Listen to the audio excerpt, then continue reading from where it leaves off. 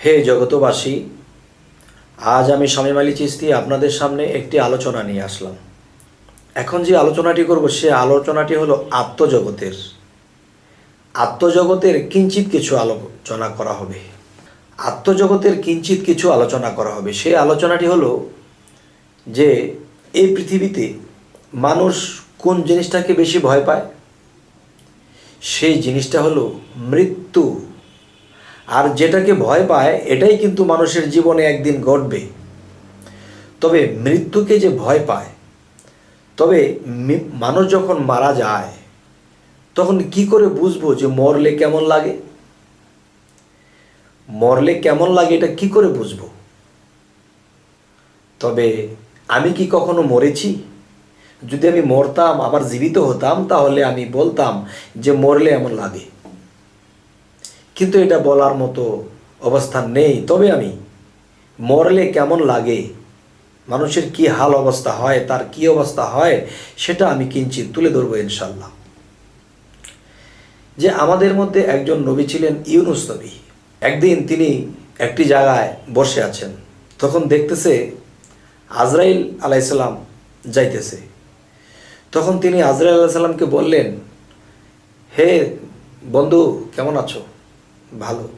তখন তিনিও বলতেছে, হে আল্লাহর নবী, আপনি কেমন আছেন? হ্যাঁ, ভালো। যে হে আজরাইল, আমি তো আপনার সাথে কিছু আলোচনা করতাম, যদি তুমি আমাকে একটু সময় দিতে।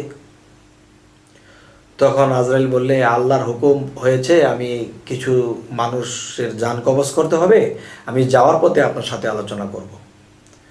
তখন তিনি বললেন, ঠিক আছে, আমি এখানে আছি, বসে আছি। তখন চলে গেলেন। তো কিছুক্ষণ পরে আজরাইল আসলেন, যে আল্লাহর দোস্ত, কিছু বলবেন? তখন তিনি আলোচনা করতে করতে এক পর্যায়ে বলতেছে যে আপনি যে মানুষের মৃত্যু দেন, রুহু কবজ করেন, তো একজন মানুষ মৃত্যু হলে তার কেমন লাগে? যে মৃত্যুবরণ করে সেই একমাত্র বুঝে। আজরাইল বলতেছে, কই, আমি যার রুহু কবজ করি তার কেমন লাগে সেই জানে, আমি তো জানি না। তো বলতেছে যে আপনি যদি কিছু মনে না করেন আমি একটা ছোট কথা বলবো, কথাটি রাখবেন? তখন বলতেছে, হ্যাঁ বলেন। তখন বলতেছে যে আমি এই মুহূর্তে চাইতেছি আমার রুহুটা বের করবেন, বের করে আবার আমাকে ফেরত দিয়ে দিবেন। তখন আজরাইল বলতেছে, না না না না, হে আল্লাহর নবী, আল্লাহর হুকুম নেই, আমি এটা পারবো না। বলতেছে, হে আল্লাহর নবী, এটা আমার পক্ষে সম্ভব নয়, কেননা আল্লাহ হুকুম করেননি, আমার ভুল হয়ে যাবে, অপরাধ হয়ে যাবে। তখন বলতেছে, হে আজরাইল, আমি আপনাকে বন্ধু বলে ডাকলাম, আর আপনি আমাকে কথা বলছেন। আমাকে তো আর আপনি মৃত্যু দিয়ে রুহ নিয়ে চলে যাবেন না, আমার রুহ তো আমাকে ফিরিয়ে দিচ্ছেন, কিন্তু এই সময়টুকুতে আমি দেখব যে মানুষ মৃত্যুবরণ করলে কেমন লাগে, এটা জানার জন্যে আমি এটা করতেছি। তখন আজরাইল ভাবলো, ঠিক আছে, আমি তো আর নিয়ে যাবো না আপনাকে, আচ্ছা ঠিক আছে।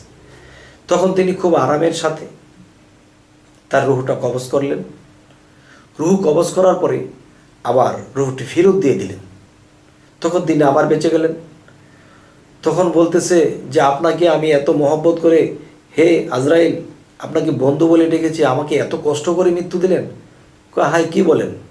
আমি তো পৃথিবীর মানুষকে, আমি অনেক পাপি তাপি আছে তাদেরকে আমি একটা ডলা দিয়ে নিয়ে এসে পড়ি, কিন্তু আপনাকে আমি এমনভাবে জানটা কবজ করেছি যে একটা শিশু যখন মায়ের বুকে দুধ খায়, তখন দুধ খাওয়া অবস্থায় যেমন সে আস্তে করে দুধ খেতে খেতে ঘুমিয়ে পড়ে, ওখান থেকে মুখ ছুটে আসে, ঠিক এমন করে রুহুটাকে আস্তে করে এনেছি। জানেন আমার কেমন কষ্ট লেগেছে, কেমন কষ্ট লেগেছে? তখন বলতেছে যে একটা ঝুলন্ত খাসি চামড়া আলাদা করে ফেললে যেরকম কষ্ট, ঠিক এরকম কষ্ট পেয়েছি। তখন আজরাইল বুঝলেন যে হায় হায়, আমি কত পাপি তাপিকে আমি এক টান দিয়ে, এক ঠেলা দিয়ে নিয়ে আসে পড়ি, আপনাকে এত আরামের সাথে এনেছি, এরকম লেগেছে। তখন যাই হোক, ইউনুস নবী তখন অন্য কথায় চলে গেলেন। তখন কি করলেন? তিনি বললেন যে আরেকটা কাজ আমাকে করে দিতে হবে, এটা আমার মনে শান্তি পাবে। কি? তখন বললেন, আমি দোজকটা এবং বেহেশতটা ঘুরে ঘুরে দেখব। কয়, না না না না, আল্লাহর হুকুম নেই, আমি এটা পারবো না। তখন বলতেছে, আহা, আপনাকে বন্ধু বলে ডেকেছি, আমাকে তো আর আপনি ওখানে রেখে আসবেন না, আমি একটু দেখে আসব। তো আজরাইল বলল, চলেন। তখন তাকে দোজকগুলো ঘুরে দেখালো এবং দেখালো এই বেহেশত, যেটা খুব ভালো বেহেশত, সেটার মধ্যে ঢুকে দেখতেছে। দেখার পরে তিনি যখন বেশ কিছু দেখলেন, তখন আজরাইল বলতেছে, চলেন, হে আল্লাহর নবী, চলেন। হ্যাঁ হ্যাঁ, চলেন। তখন ইউনুস নবী যখন বয়স্ক লোক ছিল এবং তার হাতের লাঠি ছিল, হাতের লাঠিটা একটি জায়গায় রেখে এসেছে, তখন বলতেছে যে হায় হায়, আমার হাতের লাঠিটা তো রেখে এসেছি।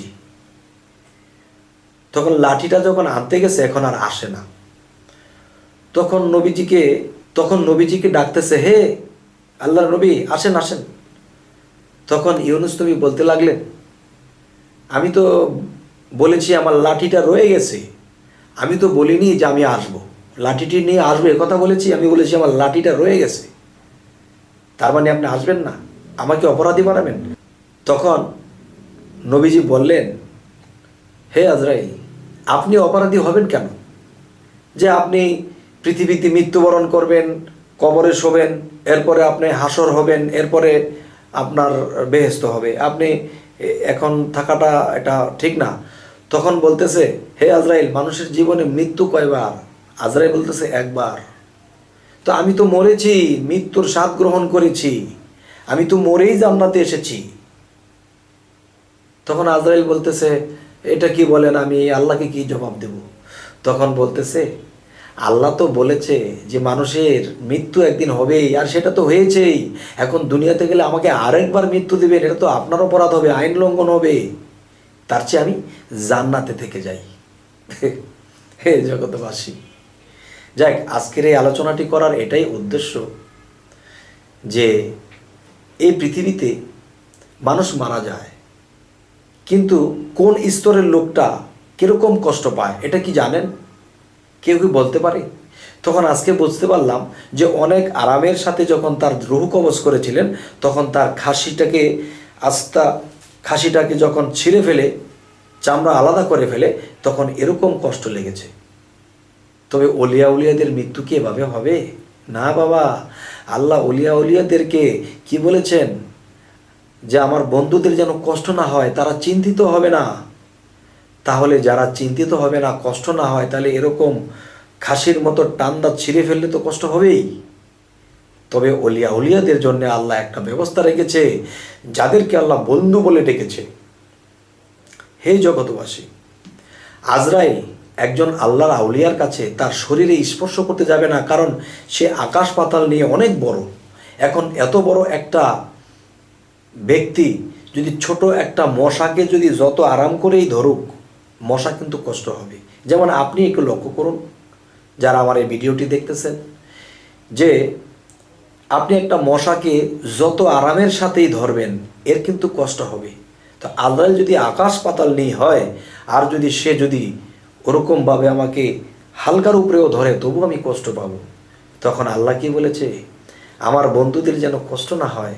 তখন যারা এই পৃথিবীতে সাধনা করেছে, যারা এই পৃথিবীতে আল্লাহর সাথে সম্পর্ক করেছে, যাদেরকে আল্লাহ বন্ধু বলে ডেকেছে, হে জগতবাসী, আজকের এই কথাগুলো যদি কেউ একটু খেয়াল করে শোনেন, অবশ্যই আমাদের মন ভালো হয়ে যাবে, আমরা নিশ্চিন্ত হয়ে যাব।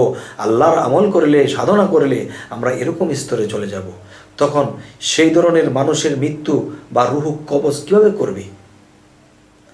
তখন আজরাইল দূর থেকে এসে তার হাত উঁচু করবে। হাত উঁচু যখন করবে, তখন সে আউলিয়া যখন দেখতে পাবে যে আজরাইল হাত উঁচু করেছে, তার হাতের মধ্যে একটি লেখা থাকবে আল্লাহর নাম। সেই আল্লাহর নামটি দেখে যখন তিনি বলবে, লা ইলাহা ইল্লাল্লাহু মুহাম্মাদুর রাসূলুল্লাহ, তখন এই নামটি দেখে যখন পড়বে, তখন অটোমেটিকলি সেই আউলিয়ার রুহুটা অটোমেটিকলি সে আজরাইলের হাতে চলে যাবে। তখন কি হবে? আপনি যখন চলে যায়, তখন কিন্তু আর কষ্ট নাহি পায়। আর তখনই কষ্ট পায় যখন আজরাইল কাউকে ধরতে আসে এবং ধরে ডলার চটে নিয়ে যায়। হে জগতবাসী, আমাদের মৃত্যু যেন আরামদায়ক হয়, এই জন্য আমাদের কোরআন অনুসারে আমাদের মসজিদ ধরতে হবে এবং মসজিদের দেওয়া সাধনাগুলো করতে হবে। সেদিন আমরা আত্মার মুক্তি ঘটাতে পারবো, সেদিন আমাদের এই মানবকুল ধন্য হয়ে যাবে। হে জগতবাসী, সামনে আমাদের ভিডিওগুলো পেতে আপনারা সাবস্ক্রাইব করুন, আমাদের বাকি ভিডিওগুলো আপনারা পেয়ে যাবেন। হে জগতবাসী, আজ এই বলেই রাখছি, সকলেই ভালো থাকবেন। আল্লাহ হাফিজ।